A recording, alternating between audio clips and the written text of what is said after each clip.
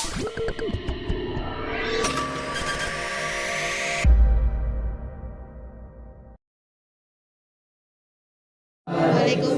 warahmatullahi wabarakatuh.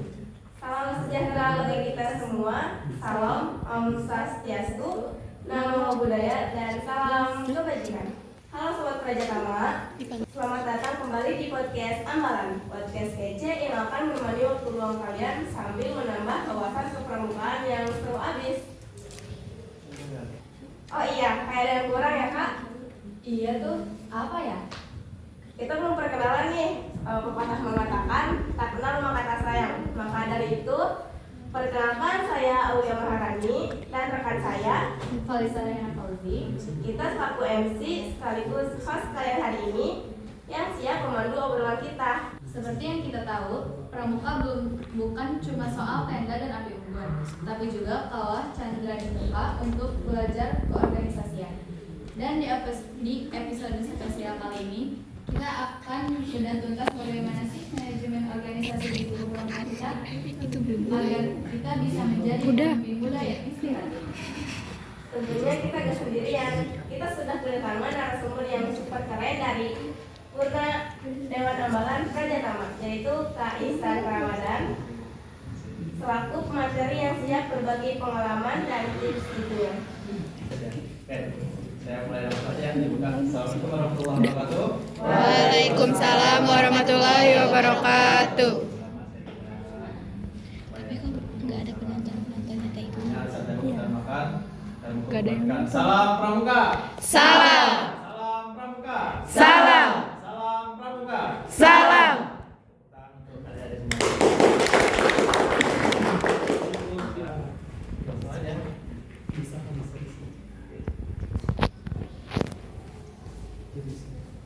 Ya sebenarnya terima kasih ya atas undangannya gitu.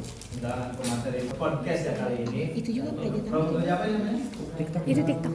Semuanya bisa dulu. Ya, nama saya Ihsan. Saya tinggal sekarang di domisili Cilegon. Tapi saya aslinya orang Picu. Alumni Pramuka Prajatama angkatan 2019 bersama Karatna, Kania, Kaderi, KI dan kawan-kawan semuanya. Mungkin santai aja ya. Iya. Jadi saya podcast ini biasanya kan tanya jawab ya. Dari moderator mungkin ya, ini baru-baru yang saya lihat tidak udah keren semua gitu. Ada yang mau tanyakan nggak? Ada. Iya, silakan. Oke kakak, langsung aja nih ke pertanyaan pertama yang mungkin jadi pertanyaan banyak sobat pramuka di luar sana. Menurut kakak, seberapa penting sih ilmu keorganisasian ini dalam kegiatan pramuka sehari-hari? Jadi pertanyaan seberapa penting ya ilmu keorganisasian pramuka dalam kehidupan sehari-hari? Kenapa di dalam organisasi tersebut kita dapat mendisiplinkan terutama pada diri kita sendiri kayak gitu kan? Nah, organisasi itu apa sih? Jadi menurut saya dari sekian banyak teori-teori organisasi itu ada di dalamnya itu bukan orang-orang yang memiliki tujuan yang sama kayak gitu. Nah, saya masuk pramuka itu memiliki tujuan yang sama bersama teman-teman yang masuk pramuka juga gitu. Jadi kalau diideologikan sebagai kapal atau pesawat gitu kan, jadi kita masuk ke dalam pesawatnya dan memiliki tujuan atau landing yang sama gitu. Secara garis besar organisasi itu sekumpulan orang-orang yang memiliki tujuan yang sama. Nah, itu. Ataupun bila mana ada tujuan di luar itu ya mungkin itu hanya beberapa ya. Oke, penting dalam sehari-hari sangat penting gitu. Kenapa? Saya bisa bersosialisasi, bermasyarakat, terus mendapatkan relasi bersama teman-teman lintas sekolah, terus lintas daerah itu terutama di pramuka itu. Saya mengikuti beberapa organisasi memang belum memiliki atau mendapat relasi selain dari kepramukaan ini. Oke gitu. Ada lagi. Oke, silakan. Apa tantangan terbesar dalam mengelola organisasi di usia pelajar seperti kita ini Kak? Sepengalaman saya selama organisasi di sekolah terutama ya, itu tantangan terbesar adalah ego. Nah, tantangannya itu sebetulnya melawan diri sendiri tuh, egonya tuh. Ego untuk pendapatnya nggak didengar mungkin, ego untuk ketika tidak diikut sertakan mungkin di dalam event. Nah itu kan banyak ya, banyak hal gitu kan. Nah, itu tantangan terbesar di dalam organisasi terutama usia pelajar itu adalah ego. Nah bagaimana caranya itu tadi, mungkin terutama ketua ya, ketua provinsi itu harus tahu karakter masing-masing anggotanya. Jadi masih besar lah untuk mempertahankan pendapatnya. Oke. Ada lagi Kak? Iya silakan. Mungkin Kakak bisa menceritakan best practice atau contoh nyata penerapan manajemen organisasi yang sukses zaman kita. Oh. Yang terbukti efektif. Oke. Selama ikut organisasi, yang pertama manajemen waktu, yang kedua berbicara di depan umum, gitu kan, di depan orang banyak itu memang pada awalnya saya nggak bisa dan gemeteran gitu kan. Jadi semenjak ikut kepramukaan dan ikut beberapa apa ya disebutnya event kayak gitu ya mungkin event ya, baik itu lomba ataupun acara-acara seperti kemah bakti dan sebagainya. Jadi saya bisa sosialisasi bersama lintas sekolah dan lintas daerah, dan saya pernah dijadikan apa ya di kemah kewirausahaan itu. Jadi titik balik saya bisa berbicara sedikitnya di depan orang banyak itu atau di depan umum itu, pertama itu pas kemah bakti kewirausahaan berbasis kesakaan di Tangerang, itu satu provinsi. Nah saya masih ingat itu 2017 kayak gitu kan, dan itu lumayan keras lah kemahnya gitu. Nah itu titik menurut saya menemukan titik baliknya saya bisa ngomong di depan umum kayak gitu, baik di adik-adik tingkat, baik di sebaya maupun di senior saya kayak gitu. Oke. Mungkin itu. Ada lagi mungkin? Apa kata motivasi dari kakak untuk teman-teman yang masih ragu untuk aktif di organisasi pramuka? Teman-teman yang masih ragu ya, sebetulnya mungkin butuh waktu dan butuh pengakuan dari dalam diri dari organisasinya. Ada nggak teman-teman kalian mungkin di tingkat penggalang itu dia ikut event gitu, ikut kegiatan nasional, tapi sekarang nggak aktif gitu. Nah motivasinya menurut saya itu jangan melihat sesuatu itu di luarnya saja gitu. Jadi masuk saja dulu ke organisasinya. Kalau misalkan belum baik dalam organisasinya, silakan memperbaiki kayak gitu. Ada nggak momen di pramuka yang Kakak merasa ini yang gak bakal saya dapatkan di kelas biasa? Banyak. Enggak, ini cerita aja ya. Namanya podcast kan kalau ngidul lah. Saya nggak tahu waktu SMK itu dia angkatan, tahu bahwa itu angkatan saya. Saya belilah baik ceritanya ini buat makan. Yang ternyata yang melayaninya itu kalau di sini angkatan saya cowok. Dan saya nggak tahu, cuma hafal ini doang, maksudnya kalah samar lah ya. Dia langsung negur saya. Ini ikut pramuka itu ya, angkatan saya begitu. Jadi dia itu ternyata anak jurusan RPL. Kalau sekarang apa ya namanya? RPL ya? Dan RPL di Cilegon, nggak ada siapa-siapa, saudara keluarga nggak ada saya, teman-teman yang kuliah mungkin ada beberapa doang gitu kan. Ketemu pas mau makan, yang melayaninya atau kasir itu ternyata alumni SMK juga. Saya nggak tahu kan, tapi dia tahu saya gitu. Begitu mungkin cukup seperti itu. Segi positifnya gitu kan. Ini yang ikut pramuka itu ya, gitu, yang sering aktif di pramuka. Menurut kakak, definisi pramuka sejati di zaman sekarang itu kayak gimana sih? Mungkin ya, definisi pramuka sejati itu menurut saya pribadi, terutama yang menjalankan dasar dharma itu ya. Kalau misalkan jiwanya pramuka, walaupun nggak pakai SPL pun, walaupun nggak pakai pakaian pramuka atau aksesoris pramuka, di luar nih ya, lagi main, itu masih kerasa. Pernah ngerasain nggak kayak gitu? Misalkan lagi main ya, jiwa pramuka ini masih nempel gitu, atau enggak jiwa keorganisasian masih nempel. Serius. Jadi saya udah non aktif di pramuka itu udah berapa tahun, udah lama lah, sekitar 6 tahunan lah ya udah gak aktif. Tapi ketika jiwa saya nih Di keorganisasian itu kan ada menolong sesama hidup dan apa tuh? Dan ikut serta kan membangun masyarakat kan. Itu. Nah, poin itu yang saya ingat terus nempel ketika saya ikut bersosialisasi di sana. Nah, saya menemulah kerelawanan di sana tuh. Melihat orang-orang lagi pertama ya, beberapa relawan yang saya lihat clean up day. Jadi bersih-bersih pantai atau bersih-bersih lingkungan. Yang kedua menolong orang-orang yang terdampak gitu, entah itu tenggelam, entah itu bencana banjir, longsor dan sebagainya. Dan jiwa organisasi saya tergerak gitu, terutama di bagian ke sosial tadi itu. Jadi dimanapun berada tetaplah tumbuh menjadi seorang pramuka kayak gitu. Lanjut. Oke. Kan banyak yang bilang kalau organisasi itu ribet. Menurut kakak itu bagaimana sih cara bikin organisasi pramuka tetap seru dan nggak kaku? Banyak yang bilang ribet ya berarti ya. Banyak sering kumpul, sering main kayak gitu kan. Dan sebetulnya kalau misalkan kaku dan nggak kaku itu tergantung perspektif masing-masing kan. Betul nggak ya? Kalau misalnya kayak gini nih, menurut tapi mungkin acaranya seru, tapi menurut beberapa yang lain mungkin ada saja yang menegangkan, takut, seru, apa namanya, lain-lain lah ya. Itu mungkin perspektif ya, perspektif. Mungkin dari kakak-kakak ada yang mau bertanya? Ya, itu ada yang nanya tuh. Kayak ingin bertanya untuk masalah konflik ya. Ya. Mungkin kan emang tiap angkatan beda-beda nih istilah konflik itu. Nah di angkatan kakak itu konflik apa yang paling besar gitu di Ambalan gitu kan.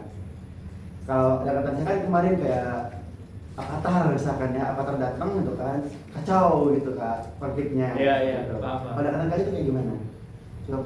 Oke. Konflik yang paling besar di angkatan saya itu apa ya? Saya ingat tuh kejadian 9 tahun yang lalu ya. Lalu 8 tahun yang lalu gitu.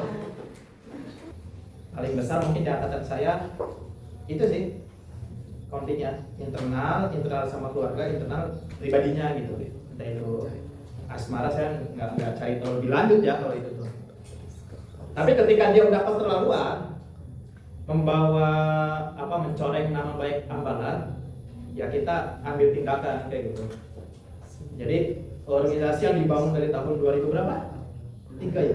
3. Kalau saya tahun 2003, runtusan satu orang itu, emang kalian rela kayak gitu kan? Enggak kan? Yang lain merelakan satu orang itu kayak gitu. Karena udah nggak bisa ditolong gitu loh konfliknya kan. Kita udah lakukan pertama mediasi, terutama ketua ya, pradana gitu kan, mau putra mau putri, rembuk misalkan. Diajak ngobrol secara baik-baik. Kalau misalkan memang alasannya logis, konfliknya jelas, kalian cari solusi dibawa ke forum gitu. Tapi tanpa menjatuhkan si yang punya konflik itu. Kalau dari angkatan saya gitu sih, ada yang jarang kumpulan. Jadi kalau misalkan jarang kumpulan selama 1 bulan berturut-turut tuh, itu patut dipertanyakan dan dicari orangnya kayak gitu. Dan alasannya kenapa? Kalau misalkan alasannya jelas dan bisa diterima, dia tetap dipertahankan. Tapi kalau misalkan kalau ngidul dan mencari-cari alasan kayak gitu kan, itu harus ditindak oleh pemangku kayak gitu. Pemangku punya kebijakan buat rekomendasi ke pradana dan ke pembina buat meng-cut off si orang ini nih. Gitu. Itu Jis, terjawab Jis? Terjawab ya? Ya silakan, jawab pradana. Pengalaman apa ya kak? Pengalaman apa yang paling berkesan bagi kakak saat memimpin dalam organisasi pramuka? Kesannya sih banyak. Oke, jadi yang paling berkesan itu mas bagaimana ya? Saya hitung dulu, kesannya banyak gitu. Jadi pengalaman saya tuh yang paling berkesan ketika mau mengadakan itu PTA. Karena luar biasa riuh kalau dulu tuh. Riuhnya kenapa? Kita diharuskan membuat menara pandang. Menara pandang dulu itu 2 ya. Menara pandang dan gapura itu beda ya. Gapura lagi. Sedangkan orang itu sedikit, cuma 3 orang laki-lakinya. Dan itu harus dimaksimalkan gitu kan. Jadi perencanaan, eksekusi sampai evaluasi. Jadi pernah nih kejadian. Karena kita sedikitan, kan dari dulu di sini kondisi kan peserta pastor itu ada kurang lebih ada berapa ya? 200 lah kira-kira, 200 lebih. Saya di sana di lapangan.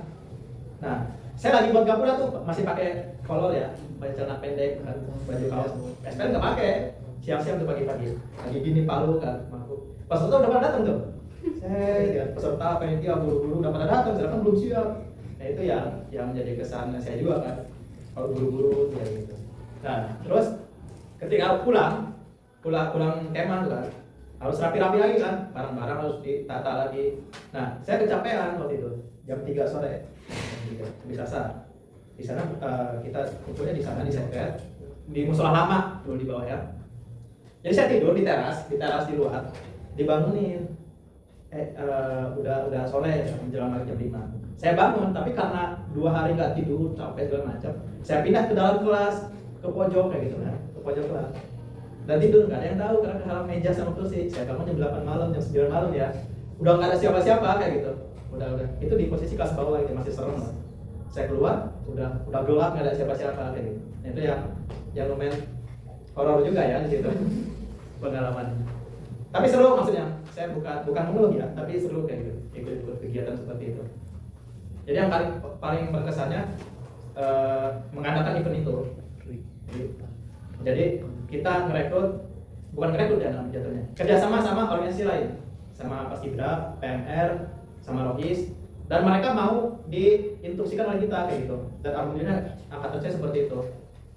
Jadi tim PMR di bagian kesehatan P3K-nya gitu, dan mereka benar-benar tugasnya. Tim Rohis di bagian keagamaan, kesurupan Rohis, kesurupan Rohis masuk, kesurupan Rohis kayak gitu kan. Kalau Paskibra biasanya di pos-pos lalu lintang tuh, yang kayak gitu. Pos lalu lintang, bagian keamanan lah kalau Paskibra. Kalau Regen biasanya ketika di pos-pos membuat rute. Jadi semua organisasi terlibat dan mereka mau gitu diinstruksikan oleh kita. Dan saya paling berkesan di PTA angkatan saya kayak gitu. Di Kalibea waktu itu sama yang di ada siapa ya pesertanya ya? Kalau nggak salah Putri Indonesia itu sih yang lebih angel ya. Kalau kita jelas ada dulu. Itu yang paling berkesan. Cukup ya? Apa ada tambahan? Cukup ya. Atas sekali nggak ada kemah-kemah itu kan? Terakhir angkatan tapi yang jadi peserta. Iya. Oke. Ada lagi? Saya ingin bertanya Kak. Iya silakan. Di WA aja terus. Bagaimana Kakak cara menghadapi anggota yang misalkan dikasih amanah tapi amanah itu nggak dijalanin gitu, malah dijalanin tapi nggak sesuai instruksi gitu. Disia-siakan ya. Iya. Nah, ini pertanyaan sederhana banget. Oke.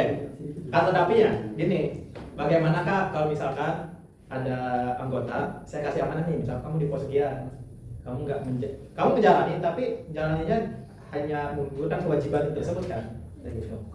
Nah itu jatuhnya nanti ke kepercayaan kalian ke depannya ya, integritas namanya. Jadi ada integritas diri, integritas organisasi. Nah, integritas diri itu yang paling penting menurut saya. Jujur, amanah, tabligh. Jadi materi agama. Menurut saya ya. Tapi kan di dalam 4 itu ada salah satunya amanah kan, ya, yang diberikan oleh Nabi misalkan ke anggota. Itu harus kalian benar-benar jalankan kayak gitu. Integritas namanya itu. Jadi kalau ada amanah, entah itu dari sekolah ke ambalang, entah itu dari ketua ke anggota, gitu. Jalankan aja. Karena masa-masa sekarang itu kalian cuma mengalaminya mungkin 2 tahunan lah. 6 bulan itu kan PKL kan biasanya. PKL, ngurus-ngurus tugas segala macam gitu. Dan nggak kerasa kalau misalkan udah jadi purna, udah keluar dari sini, itu memori atau cerita yang dulu pernah kalian jalan itu jadi kenangan gitu. Nggak bisa diulang itu, cuma bisa diceritakan aja kayak sekarang misalkan. Cerita PTA, cerita di organisasi, kan bisa diulang tuh. Tapi seru kayak gitu untuk bercerita. Nah nanti kalian ada di sini nih, kalian nih. Mungkin ada kalian yang sekarang masih SMP ada duduk di sana kayak gitu. Kan diundang sama, jadi estafet lah ya, estafet. Nanti kalian juga ya. Jadi memang untuk menuju ke tahap dibilang puncak itu kalian harus naik tangga satu-satu dulu. Ini mah dikasih amanahnya aja nggak dijalankan, gimana mau kasih amanah gitu loh maksudnya. Logika dasarnya kan seperti itu, gitu ya. Jadi menurut saran saya kalau misalkan ada anggota yang dikasih amanah tapi nggak menjalankan dengan maksimal, ya dikasih amanahnya jangan terlalu yang krusial itu yang membuat cara pandang eksternal organisasi kita berbeda gitu. Jaga integritas dulu kita. Oke, David. Oke. Mungkin ada lagi? Enggak, ngobrol aja. Ya, silakan. Izin bertanya, Kak. Ada ya. Ya. Dalam pengalaman saat ada konflik besar di organisasi, menurut Kakak gimana tips atau motivasi dari Kakak untuk tetap bertahan di organisasi tersebut walaupun rasanya ingin keluar karena capek gitu biasanya? Ya. Paham ya? Jadi paham keluar ini Oke, saya paham pertanyaan Kristi ya. Jadi pada intinya udah dalam bahasa sekarang tuh burn out biasanya tuh. Benar nggak? Kesel atau namanya capek banget gitu kan? Itu nggak apa-apa. Jadi Kristi, capek dalam organisasi itu wajar. Klik di sini. Benar nggak? Ya mungkin apalagi perempuannya moodnya tuh mood swing ya biasanya. Jadi untuk yang cowok-cowok nih ya siap-siap aja mendengarkan keluhan-keluhan daripada yang perempuan kayak gitu. Terutama calon-calon penerus Kadapi, Tesisir, Bintang. Kalian harus bisa membaca kondisi dan karakter masing-masing anggota. Cara pendekatannya gimana ya? Gimana ya? Ngobrol pada umumnya aja. Ketika dia lagi capek, ditanya keluh kesahnya apa. Karena perempuan itu ingin bercerita tau, tapi nggak ada tempatnya. Terjawab deh. Nggak apa-apa, wajar kalau capek itu nggak apa-apa. Maksudnya nggak aktif dulu 1 minggu gitu, nggak aktif dulu 2 minggu, 3 minggu, tapi jangan sampai keterusan. Jangan sampai keterusan, tetap direm sama teman-temannya, tetap dirangkul, tetap dikasih kabar kayak gitu. Kenapa capeknya? Mungkin butuh healing ya. Kemarin kan kita fasilitasi ke Pila kan pada healing semua. Oke, gitu Tia. Ya. Ya mungkin saya di sini juga posisinya sebagai Purna ya. Bilang mana nih? Ketika ada Purna, mungkin selain saya atau mungkin ada Purna yang mungkin jarang terlihat ya, tapi datang ke sekolah itu disambut aja ya, disambut ya gitu. Yang jarang kelihatan ke sekolah ataupun yang baru kelihatan gitu disambut aja, diajak ngobrol. Tapi saya catatan di grup Purna itu kalau bila mana ada hal-hal di luar ketentuan Purna kan, melanggar kode etik ataupun kalian tidak nyaman dengan kehadiran Purna karena keadaan tertentu, bilang langsung saya. Nanti saya langsung tindak dan saya kasih pandangan tadi ini, kasih sikap maksudnya ke Purna tersebut. Jadi jangan takut untuk bersuara kalian juga. Kalian kan harus vokal. Oke? Jadi ada kalau Purna urusannya nanti ke saya. Kan pura-pura yang datang atau pura-pura yang tanda kutip inilah ya ke kalian kayak gitu. Itu laporan aja ke saya, nanti saya ambil sikap dari ke Purna gitu kan. Kayak gitu. Saya juga di sini mewakili Purna semuanya ya. Mohon maaf bila misalkan ada apa ya namanya perilaku Purna yang kurang mengenakan di dalam diri dalam kalian gitu kan, dalam organisasi. Jadi supaya kita juga bisa ambil sikap semuanya. Tadi saya bahas di grup Purna gimana. Karena kan di Purna itu saya tuh sebetulnya muda ya untuk jadi ketua Purna itu. Ada yang lebih tua lagi gitu, angkatan 2016, 2013 kayak gitu kan. Tapi ya mau gimana lagi kalau misalkan udah di luar kan udah beda kesibukan. Ya. Begitu ada lagi? Kak, izin bertanya. Ya. Menurut Kakak, bagaimana peran pemimpin dalam menentukan keberhasilan suatu organisasi? Bagus. Oke, Sri ya? Ya. Oke. Bagaimana peran pemimpin dalam menentukan keberhasilan organisasi? Itu perannya sangat krusial dan sangat penting. Kenapa? Karena nih, ketika pesawat ya dibawa oleh masinis kan bakal jatuh masuk. Jadi nggak bakal terbang. Sama oleh organisasi, ketika dipimpin oleh orang yang inkompetensi ataupun keahliannya yang mungkin bisa dibilang bukan di bidangnya ataupun terpaksa gitu kan. Itu sangat berpengaruh ke ngejalanin organisasinya. Kayak gitu. Jadi sangat penting ketika pemimpin dalam organisasi itu menguasai dan punya insting seorang pemimpin gitu. Jadi insting seorang pemimpin itu nggak bisa dia nyadar sendiri, tapi bisa dilihat oleh orang lain kayak gitu. Menurut kalian tapi ada ini nggak tipe kepemimpinan? Jujur aja sekalian ini aja nih. Ada nggak kalian suka ini kayak misalkan nih, suka ngajak-ngajak kalian kayak gitu kan? Apa pemimpinnya seperti Kadafi yang kalian dambakan ini? Oke. Ya, gitu sih ya. Jadi jangan sampai organisasi itu dipimpin oleh yang orang yang inkompetensi maksudnya. Jadi memang dia harus benar-benar menjalankan organisasinya pemimpin itu dengan sepenuh hati gitu. Kayak gitu. Jadi menurut saya sangat penting keberhasilannya. Karena tadi kalau misalkan kita dibonceng oleh kita bawa naik motor nih, dibonceng oleh orang yang belum bisa bawa motor kayak gitu kan, jatuh juga nanti. Karena yang dibonceng itu bisa kayak gitu. Paham nggak maksud saya? Ini. Makanya saya pengen nih menerapin kayak mungkin kalau misalkan di pemilihan ketua ataupun bidang ataupun pemangku adat itu musyawarah kayak gitu. Musyawarah.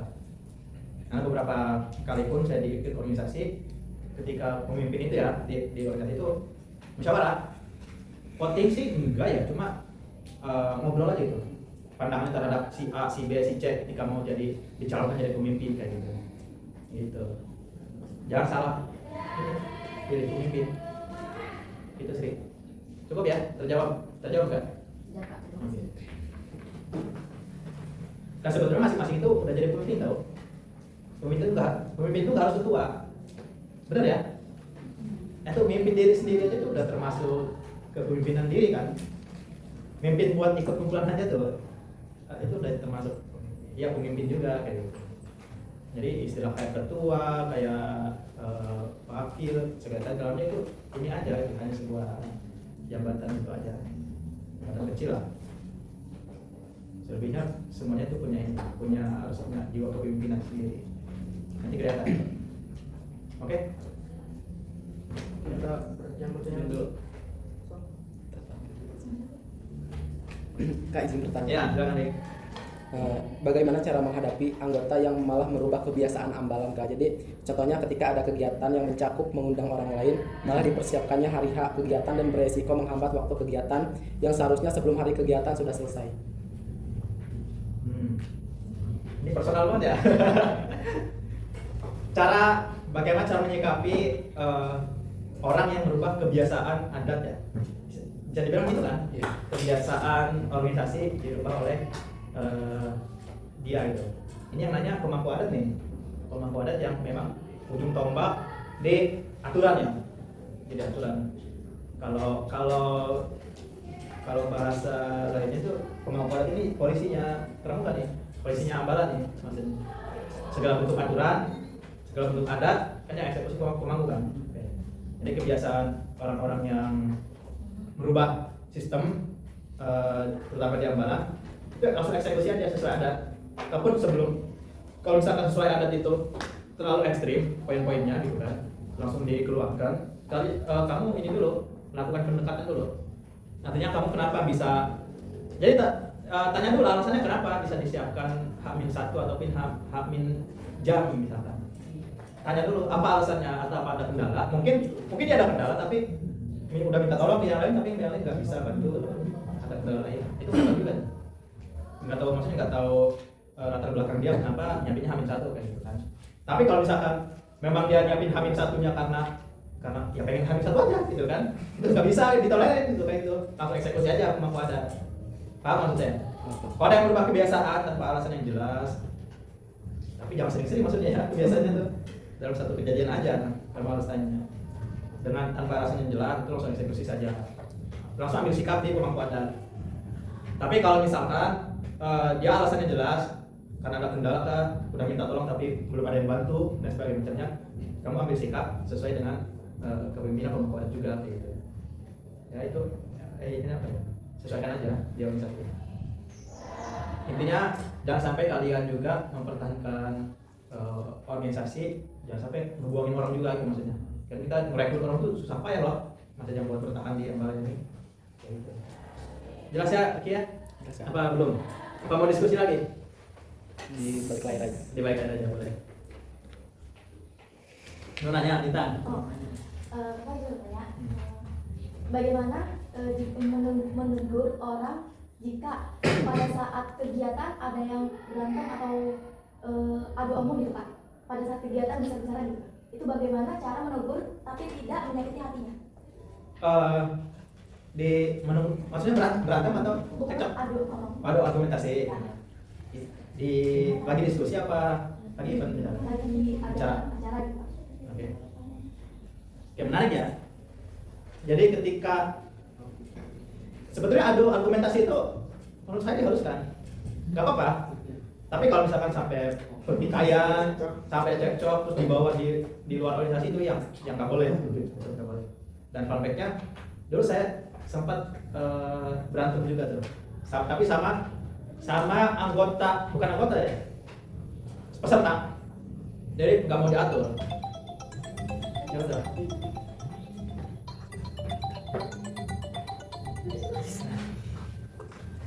Udah. Ya apa? Oke. Nah, cara nentunya gimana? Kalau dulu saya pakainya semi kekerasan lah ya. Kalau dulu masih kayak gitulah. Kalau sekarang nggak boleh kayak gitu kan. Dan nggak boleh sesuaikan dengan perkembangan zaman sekarang lah. Karena banyak beberapa hal ya situasinya. Jadi kalau misalkan ada cekcok atau perbedaan pendapat, itu hal yang lumrah di organisasi. Nggak apa-apa. Tapi kalau misalkan di depan peserta, di depan umum, kalau dia cekcok dengan serius, bukan drama ya, tapi cekcok itu, argumen, itu yang nggak boleh. Itu yang harus diambil sikap sama pemangku adat. Tarik orangnya keluar, maksudnya ke belakang ya, entah itu nanti ke sekretariat, entah itu dia di luar pandangan peserta lah, kayak gitu. Kalian mediasi di situ. Mereka kenapa bisa berbeda pendapat itu hal yang wajar menurut saya guys. Apa-apa. Saya juga dulu beda pendapat, sering beda pendapat. Ya udah sih. Itu tadinya tanpa menyakiti kedua belah pihak tuh, tarik ke belakang atau enggak tarik ke tempat yang memungkinkan, bisa dimediasi. Paling mediasi pemangku adat. Nah, mediasinya jangan berat sebelah gitu. Ini teman kalian gitu. Ini bukan gitu. Ini jangan seperti itu. Kalian posisinya harus netral gitu kan. Jadi harus bisa melihat kondisi dan harus dikasih tahu gitu. Dan setelah dimediasi kan harus lihat perkembangannya juga. Nih banyak kasus udah cekcok besoknya keluar, udah cekcok nggak aktif, banyak banget kan? Iya. Karena pendapat yang nggak dihargai, pendapat yang nggak dipakai, kayak gitu kan. Terus si A nih pendapat yang dihargai nggak dipakai, nah si B pendapatnya dipakai dan dihargai, cekcok sama mereka. Nah si A karena merasa nggak dihargai, nggak aktif lah dia, keluarlah dia. Itu yang sering terjadi kayak gitu. Karena sebenarnya itulah dinamakan ego organisasi yang harus legowo. Nah itu pemangku adat perannya sangat penting sama perdana. Mediasi sama setelah mediasinya harus dipantau. Sini udah baik belum sih gitu. Kayak gitu. Itu. Kayak gitu bintangnya. Iya. Ada jawab itu pernah. Ada angkatan itu pernah cekcok nih. Sampai keluar dah itu.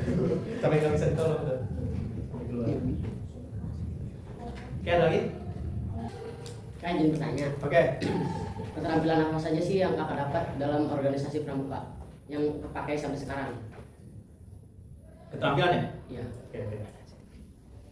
Jadi saya cerita dulu Vin, saya lihat di TikTok anak SD ikut pramuka, terus dia penjelajahan dan meninggalnya dia jatuh dari jurang. Jadi kronologinya si anak SD ini lagi kayak pos lah mungkin ya, pos 1 pos. Pembina itu mungkin di pos SD loh, bukan SMP itu. Jatuh di jurang. Banyak komen yang pramuka tuh.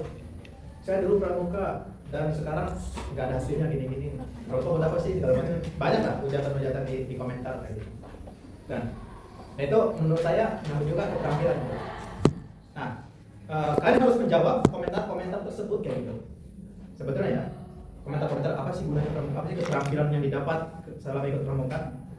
Kayak kalian aja, misalkan gini, kalian di kelas banyak mempelajari materi-materi kelas, gitu kan. Tapi secara fakta di lapangan, kayak ilmu matematika, kan nggak mungkin kan, kayak harus tabulas dulu segala macam dulu kan. Nah, tapi untuk melatih ketika belajar matematika itu logikanya yang dilatih kan. Sama dengan pramuka. Banyak orang yang melihat keterampilan pramuka itu kayak cuma ngikat tambang, bikin pioneering, terus apa lumpur-lumpuran segala macam. Tapi kan secara dasar sebetulnya itu meningkatkan keterampilan kita di bagian mental yang utama tuh. Mental kita yang kuat, keterampilan kita bisa ngomong di depan banyak orang. Terus manajemen organisasi, manajemen waktu banyak yang didapat sebetulnya. Jadi sisi pandangan orang itu keterampilan itu dilihatnya ngikat, simpul, ikatan, gathering, LKBB segala macam. Tapi kan sebenarnya dasarnya itu ngebentuk mental kita itu tuh, mental yang dapat. Nah, yang didapat keterampilan saya balik tadi ke pas awal dimulai tuh, keterampilan yang mungkin bisa saya dapatkan. Pertama, memang mental jauh menjadi lebih kuat. Terus satu itu. Yang kedua bisa ini diskusi dan bisa ngomong seenggaknya sedikit bisa ngomong di depan banyak orang kayak gitu. Itu. Terus yang ketiga bisa ngatur waktu sih. Manajemen waktu yang paling penting disiplin. Ya mungkin banyak teman-teman kalian sekarang lagi hujan kan, di kamarnya scroll kan TikTok. Udah nggak terasa jam 12 lagi kan. Nah kan di sini kan bisa ketemu teman-teman kalian, beda jurusan, ngobrol, terus cerita segala macam. Itu kan apa ya? Hal-hal yang nggak mereka dapatkan kayak gitu. Itu mungkin keterampilan dasar yang memang nggak kalian rasakan saat ini, tapi pasti nanti akan kalian rasakan, entah di dunia kerja, entah di dunia pendidikan, entah di masyarakat. Saya sudah ngalamin. Kenapa saya bisa ngomong kayak gini? Saya bisa ngalamin. Sosial, saya ikut relawan. Apa yang tadi ya? Di pendidikan, di kampus kayak gitu. Satu lagi itu di mana tadi? Nama-namanya tuh, manajemen waktu ya. Jadi saya udah ngalamin beberapa hal tadi. Nah, dasarnya itu ikut pramuka ini, Pin. Awalnya ya. Jadi kayak gitu. Jadi bisa ini. Di kerjaan. Di kerjaan juga itu ini banget. Ngaruh banget tuh. Kayak ini. Kayak semalam siapa? Kayak saya. Yang chat itu si Pina ya? Oh, ya. Nah, enggak, saya sebenarnya nggak permasalahkan yang mempermasalahkan chat tersebut. Cuma saya kan udah membangun nih adatnya seperti ini segala macam. Nah, itu tuh yang saya rasakan ketika saya ngechat senior, saya ngechat alumni dulu. Jadi saya ngechat walaupun udah sopan, tapi dimarahinnya bukan dimarahin ini. Jadi seakan-akan saya tuh disayang sebetulnya sama senior ini, cuma dalam bentuk dimarahin kayak gitu. Paham nggak maksudnya? Nah, ketika saya udah dunia kerja, terus udah dunia pendidikan lebih lanjut, mungkin ya rasanya saya ngechat atasan gini ya rasanya ya, harus sopan, nama, terus divisi segala itu harus sebutin. Memang gitu, mau nggak mau kayak gitu. Dan beda halnya mungkin di lingkup sosial ya. Nah, lebih parah lagi kalian nanti turun ke sosial ataupun coba ikut relawan ya. Ketika warga-warga terdampak itu hampir ribuan, banyak karakter dan ngomongnya langsung to the point, pedes-pedes ngomongnya, bahasanya kayak gitu. Kalau nggak kuat mental bisa ya balik lagi gitu.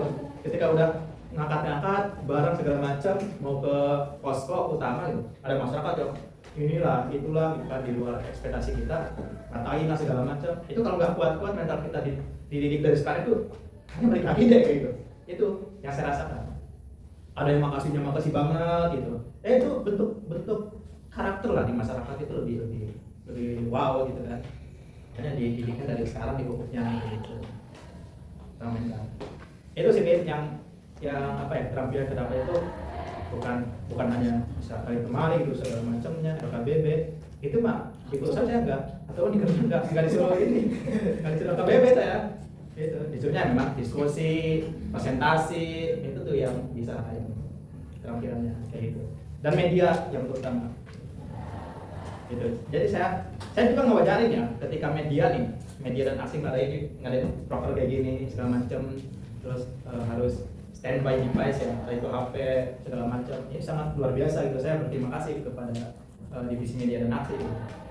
Dan juga sekarang di divisi media dan aksi di relawan, dari saya ketika kegiatan foto video H+1-nya dimintain kayak gitu, diminta dokumentasi 600 lebih foto video harus diupload kan, segera banyak sertifikat segala macam. Nah itu bagian dari dinamika juga. Jadi makanya saya apresiasi ke kalian yang ada acara proker seperti ini dan cukup sulit menurut saya.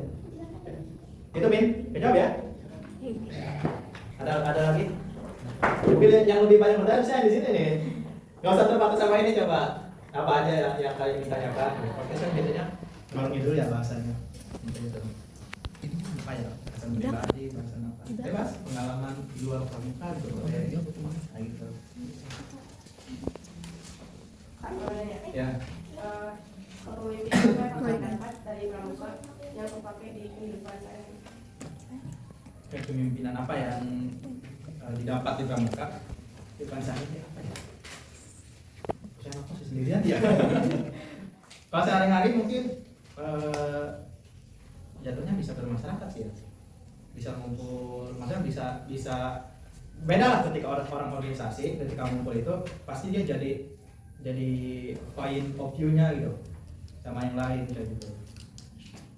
Jadi saya rasakan mungkin itu ketika bukan di sini ya, maksudnya di Cilegon nih saya bermasyarakat.